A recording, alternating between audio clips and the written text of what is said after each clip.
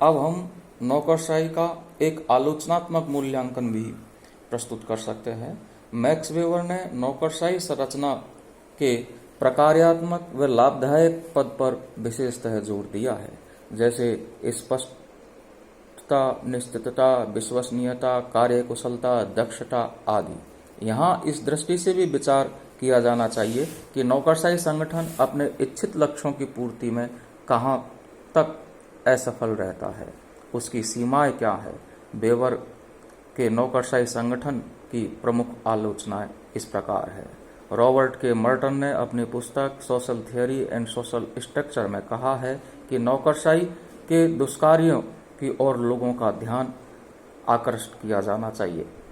आपने बेवलिन की एक अवधारणा प्रशिक्षित अयोग्यता, डेवी के विचार व्यावसायिक मन संताप तथा वार्नट की अवधारणा व्यावसायिक विकृति का उल्लेख करते हुए नौकरशाही के दुष्प्रभावों पर प्रकाश डाला है। सबसे पहली जो आलोचना हम कर सकते हैं नौकरशाही की, वो है प्रशिक्षित अयोग्यता। मर्टन ने बताया है कि प्रशिक्षित अयोग्यता का तात्पर्य मामलों की उस दशा से है जिसमें किसी अधिकारी की योग्यताएं व क्षमताएं उसकी कमियों के रूप में कार्य करती है। क्रियाएं जो प्रशिक्षण तथा निपुणता पर आधारित थी और जिन्हें भूतकालीन परिस्थितियों में सफलतापूर्वक संपन्न किया जा सकता है, आज की बदली हुई परिस्थितियों ने अनुपयुक्त अनुक्रिया के रूप में प्रकट हो सकती है। नंबर 2 है व्यावसायिक मनः संताप। मर्टन ने डेवी द्वारा प्रस्तुत व्यावसायिक मनः संताप की अवधारणा का प्रयोग करते हुए लिखा है कि इस संगठन में नियमों की कठोरता इस सीमा तक पाई जाती है कि व्यक्ति के अपने व्यवसाय एवं कार्य के प्रति मानसिक संताप होने लगता है। वार्नेट इस स्थिति के लिए व्यावसायिक विकृति शब्द का प्रयोग करते हैं।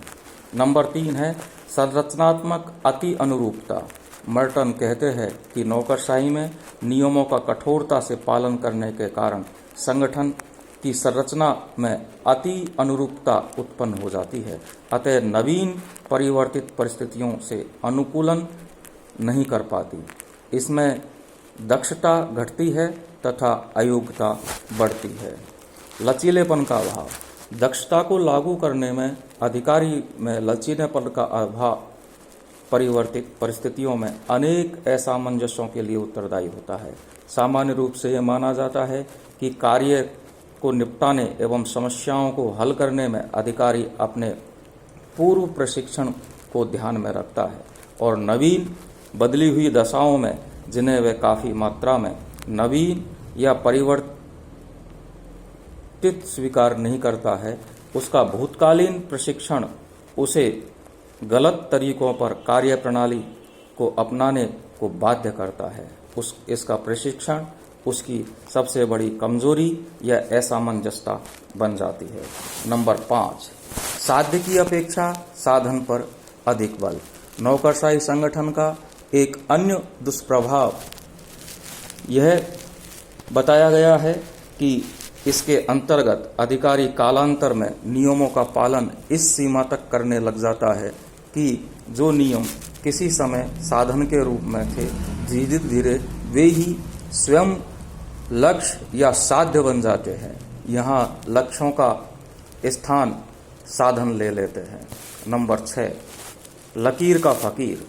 अनुशासन, जिसका तात्पर्य नौकरशाही संरक्षण से नियमों के अनुसार कार्य करने से है, समय के साथ साथ अधिकारी के जीवन में इस प्रकार महत्वपूर्ण बन जाता है कि वह परिस्थिति की विशिष्टता को ध्यान में नहीं रख पाता। अन्य शब्दों में वह लकीर का फकीर बन जाता है। वह बदली हुई परिस्थितियों में सुगमता से अनुकूलन करने के अयोग्य हो जाता है।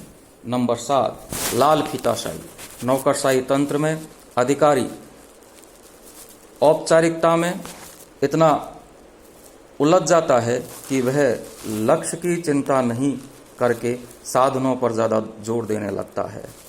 यही उसकी लाल फीताशाही सामने आती है। उसकी प्रत्येक क्रिया नियमों से इतनी अधिक और इस प्रकार बंधी होती है कि वह अपने पर अधीन लोगों की सहायता करने में असमर्थ हो जाता है। औपचारिकता। नौकरशाही में औपचारिकताओं के निर्वाह पर अधिक ध्यान दिया जाता है। इसमें औपचारिकताओं के कारण समय और धन तो बर्बाद होता ही है, कार्य की गति भी धीमी हो जाती है। एक प्रभावशाली नौकरशाही में नियमों के प्रति पूर्ण समर्पण की मांग की जाती है। औपचारिकता का परिणाम यह होता है कि यह सामान्य नियम और विशिष्ट परिस्थितियों में अनुकूलन संबंधी बाधा उत्पन्न करते हैं, क्योंकि सामान्य नियमों के निर्माण के समय भविष्य में उत्पन्न होने वाली विशिष्ट परिस्थितियों के संबंध में सोचा भी नहीं गया था।